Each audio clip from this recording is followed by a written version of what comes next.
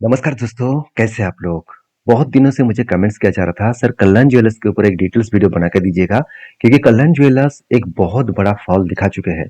बहुत बड़ा फॉल का मतलब है, अगर मैं डेटा पॉइंट ऑफ बेसिस बात करूँ तो एक साल में कंपनी का प्राइस था करीबन 600 के ऊपर और आज चल रहा है करीबन 300 साढ़े 300 के आसपास।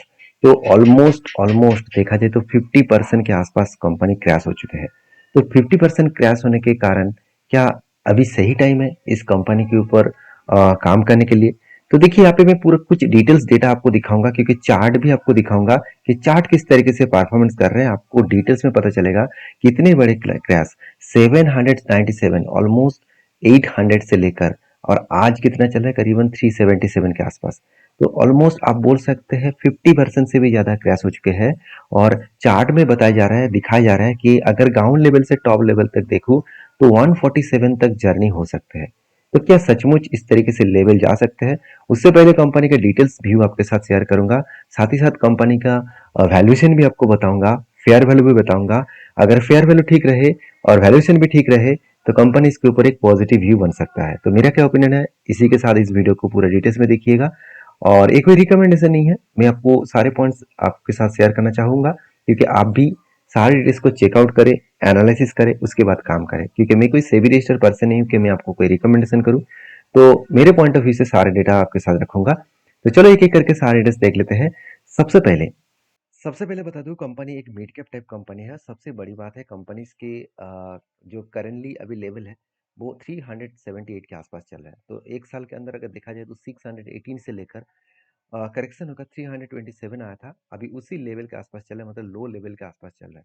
तो क्या ये अपॉर्चुनिटी मेरे लिए बन सकते हैं? चलो वो मैं आपके साथ शेयर करूंगा। तो सबसे पहले एक चीज़ को नोटिस करना, कंपनी का आरओसी आरओई बहुत बेहतरीन आपको दिखेगा।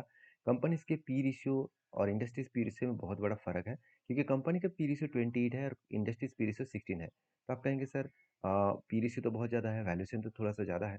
तो मैं एक बात आपको कहना चाहूँगा, कंपनी का अगर मैं पी रेशियो लास्ट 5 ईयर्स का देखूँ, खुद के पी रेशियो देखूँ तो इसका एवरेज दिख रहा है 45 और कंपनी का पी रेशियो कहाँ चल रहा है 28। इसका मतलब खुद की जो एवरेज पी रेशियो है वो सस्ता है।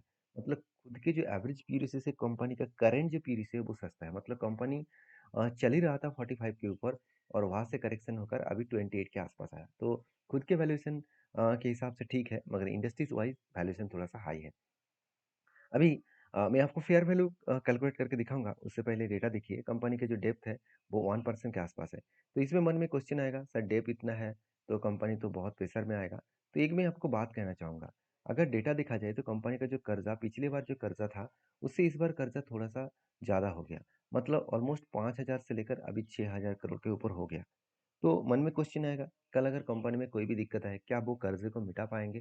देखिए कंपनी का रिजर्व ही है 5,000 करोड़, जो पिछली बार 3,700 करोड़ था वो बढ़ के 5,200 करोड़ हो गया। और उसी हिसाब से अगर कंपनी का फिक्स्ड एसेट देखो तो 3,300 करोड़ है। तो फिक्स्ड एसेट एंड रिजर्व को अगर जोड़ दूं तो करीबन करीबन 8,500 के आसपास दिख रहा है, जो कंपनी के बोरिंग से ज़्यादा है। तो यहाँ से एक बात तो क्लियर होता है कि कंपनी का अगर कोई भी दिक्कत आए तो कर्जा मिटाने के लिए वो सक्षम है। तो ये गुड पॉइंट्स है। तो एक चीज को नोटिस करना कि कंपनी के क्या यही सफिशिएंट है, यही डेटा सफिशिएंट है किसी भी कंपनी के ऊपर काम करने के लिए, क्योंकि उसका कर्जा मेंटेन हो रहा है, कर्जा को मेंटेन कर पाएंगे? बिल्कुल नहीं। कंपनी एक्चुअली प्रॉफिट कर रहे हैं कि नहीं कर रहे, वो देखना बहुत जरूरी है। अगर मैं क्वार्टरली डेटा देखूं तो कंपनी के जो पिछले सालों का क्वार्टर था उससे भी ज्यादा कंपनी का सेल्स यहाँ पे देखने को मिला। तो ईयर ऑफ ईयर बेसिस में लास्ट मतलब 4 साल की मैं क्वार्टर का डेटा देखूं तो कंपनी इस बार हाईएस्ट सेल्स जनरेट किया।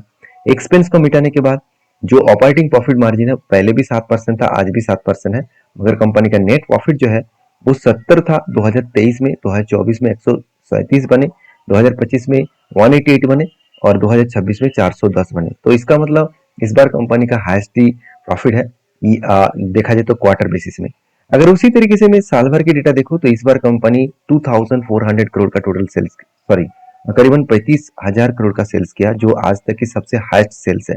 लास्ट अगर एटीएस देखे तो 10 करोड़ से सीधा सीधा 35 करोड़ बन गया। तो एक अच्छा खासा मैसिवली जाम देखने को मिला। और प्रॉफिट रेशियो देखिए, बीच में तो कंपनी कोविड के टाइम में कंपनी लॉस मेकिंग कंपनी हो गया था। अभी कंपनी प्रॉफिटेबल है और फर्स्ट टाइम कंपनी 4 डिजिट तक प्रॉफिटेबल किया। एक बहुत बड़ी बात है किसी भी कंपनी के लिए, क्योंकि जिसका अर्निंग पर शेयर नेगेटिव में था, आज 13 रुपीज के आसपास अर्निंग पर शेयर है। तो ये गुड पॉइंट्स है किसी भी कंपनी के लिए, क्योंकि इसका सेल्स ग्रोथ 40% के 30-40% के आसपास ग्रोथ हो रहा है, और प्रॉफिट ग्रोथ करीबन 40 to 90% के आसपास ग्रोथ हो रहा है। तो यही तो अपॉर्चुनिटी मुझे चाहिए था, यही तो मुझे ग्रोथ चाहिए था। तो मुझे डेटा पॉइंट्स बहुत स्ट्रांग लगा। अभी एक चीज आपको नोटिस करना होगा कि डेटा पॉइंट स्ट्रांग होने से कुछ होगा नहीं है। जितना कंपनी प्रॉफिट दिखा रहा है, कंपनी प्रॉफिट दिखा रहा है, करीबन 1350 करोड़ का प्रॉफिट हुआ। क्या उतना पैसा कंपनी के हाथ में आया? चलो वो भी देख लेते हैं। अगर कैश फ्लो देखूं तो कंपनी कंटिन्यूअसली कैश फ्लो को मेंटेन कर रहा है, मतलब जितना खाते में पैसा दिखा रहा है कि मेरा इतना प्रॉफिट हो रहा है, उतना पैसा कंपनी के हाथ में भी आ रहा है। तो गुड पॉइंट्स है किसी भी कंपनी के लिए। तो ज्यादा से ज्यादा पॉइंट कंपनी के साथ है, मगर कंपनी के मतलब डेटा बेसिस में देखा जाए तो कंपनी स्ट्रांगली परफॉर्मेंस कर रहा है। और मुझे एक पॉइंट सबसे बेस्ट लगा, कंपनी का डेट ऑफ डे। अभी डेट ऑफ डे होता क्या है, सिंपल तरीके से आपको समझा रहा हूँ। मान के चलिए आपने किसी को मतलब प्रोडक्ट बेचा और उससे आपको 500 रुपीज मिलेगा। मतलब प्रोडक्ट बेचने के बाद वो आपको 500 रुपीज देने वाला है। वो बता रहा है कि मैं 500 रुपीज आज नहीं दूंगा, मैं 15 दिन बाद दूंगा। तो आप तो खाते में लिख दिया कि मुझे 500 रुपीज का प्रॉफिट हुआ। तो एक्चुअली क्या प्रॉफिट हुआ? बिल्कुल नहीं ना।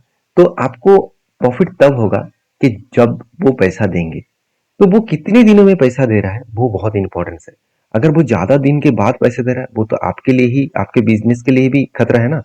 तो आपको देखना है कि डेटोस डे कितना है, मतलब वो कितने दिनों में कंपनी को सारे जो कस्टमर है वो पैसा दे रहा है। तो कंपनी का जो कस्टमर पैसा दे रहा है वो 6 से 9 दिन का अंदर। तो एक गुड पॉइंट्स है किसी भी कंपनी के लिए, जल्द से जल्द पैसा आएगा तो अच्छी बात है। हाँ, कंपनी के इन्वेंटरी डे, मतलब कंपनी का जो प्रोडक्शन हो रहा है, तैयार हो रहा है प्रोडक्ट, तो वो पहले 200-300 दिन लग रहा था, आज वो सिर्फ 167 डेज लग रहा है। तो ये भी कंपनी के लिए गुड पॉइंट्स है। तो अभी देखिए, कंपनी के गुड पॉइंट्स देखने के बाद ही मुझे एक डेटा अच्छा लगा कि इतने कुछ होने के बाद भी, मार्केट में इतना करेक्शन होने के बाद भी, तो मतलब प्रोमोटर के पास तो होल्डिंग स्ट्रांग है। उसके साथ साथ आप कहेंगे सर 26% डीएस के पास, सॉरी एफआईएस के पास होल्डिंग था, आज 14% है। एक बात को नोटिस करना, एफ डीएस के पास 5% था, जो एफआईएस के माल को उठाकर आज उसके पास 14% है। मतलब पब्लिक को माल उठाने का कोई मौका ही नहीं दिया। तो एक इंस्टीट्यूशन ने माल बेचा, दूसरे ने खरीदारी किया। तो इसी से एक क्लियर कट व्यू मिलता है कि कंपनी कितना स्ट्रांग है। कंपनी स्ट्रांग इसीलिए मैं बता रहा हूँ क्योंकि अगर पीआर ग्रुप से देखूं तो टाइटन के बाद सेकेंड लार्जेस्ट कंपनी है कल्याण ज्वेलर्स, और इसका डेटा पॉइंट मुझे स्ट्रांग लग रहा है। बाकी आपके क्या ओपिनियन है मुझे कमेंट्स करके जरूर बताना। तो चलो अभी चार्ट और इसका फेयर वैल्यू निकलता है। तो फेयर वैल्यू कैसे कैलकुलेट करूंगा? देखिए, फेयर वैल्यू कैलकुलेट करना सिंपल है। कंपनी का जो अभी इंडस्ट्रीज पीरियड से है उसके साथ कंपनी का अर्निंग पर शेयर को मल्टीप्लाई कर दीजिए। जैसे देखिए, अभी कंपनी की इंडस्ट्रीज पीरियड से 16.8 मल्टीप्लाई करूंगा अर्निंग पर शेयर 13.1। तो अभी दिख रहा है यहाँ पे 13.1 इसका अर्निंग पर शेयर है। तो इसको अगर कैलकुलेट करके देखूँ तो 220 रुपीज आ रहा है। इसका मतलब कंपनी के जो फेयर वैल्यू होना चाहिए, अगर इसके नीचे है, 220 के नीचे अभी प्राइस चला है, तो कंपनी का वैल्यूएशन, कंपनी का फेयर वैल्यू सही है। तो क्या कंपनी का 220 के नीचे चल रहा है? बिल्कुल नहीं, 370 आ रहा है। तो 378 मतलब कंपनी का वैल्यूएशन थोड़ा सा हाई है। तो जो लोग सोच रहे हैं कि इतना करेक्शन हो चुका है, कंपनी एकदम सस्ता हो चुका है, उसके लिए बता दूं कंपनी अभी भी सस्ता हुआ नहीं है मेरे हिसाब से, मेरे कैलकुलेशन के हिसाब से। बाकी हर किसी का अलग अलग ओपिनियन है। तो मुझे लगता है कि कंपनी के ऊपर इतना जल्दबाजी नहीं करना चाहिए। अगर करना ही है, अगर आपके व्यू 2 साल 3 साल है, तो मेरे हिसाब से बेस्ट अपॉर्चुनिटी मुझे दिख रहा है, क्योंकि मैं अगर नीचे आए तो और भी ज्यादा एवरेज कर सकता हूँ, और भी ज्यादा क्वांटिटी को ऐड कर सकता हूँ। तो चलो अभी चार्ट के बारे में चर्चा कर लेते हैं। चार्ट के बारे में बात करें तो कंपनी एक टाइम चला गया था 797 के आसपास, वहां से धीरे धीरे करके करेक्शन होकर वो यहाँ पे जो रेड लाइन दिख रहा है ये एक्चुअली 52 लो का लाइन है। तो यहाँ पे टच किया, उसके बाद देखिए इसी लेवल से धीरे धीरे करके वो ऊपर जा रहा है। तो कब ऊपर जाएगा कब नीचे आएगा ये तो पता नहीं। मुझे लगता है फेयर वैल्यू को कंट्रोल करने के लिए, फेयर वैल्यू को मीट करने के लिए और भी करेक्शन हो सकते हैं। तो करंट लेवल से अगर मैं पीक लेवल तक देखूं, तो अगर टॉप लेवल तक मैं इंतजार करूं तो 147 तक जर्नी हो सकता है। ये मेरा व्यू है, आपके क्या व्यू है जरूर कमेंट्स करना। इस तरीके से अपडेट पाने के लिए मुझे फॉलो करना। Thank you. और मुझे कमेंट्स करके बताना आप किस कंपनी के ऊपर वीडियो देखना चाहते हैं।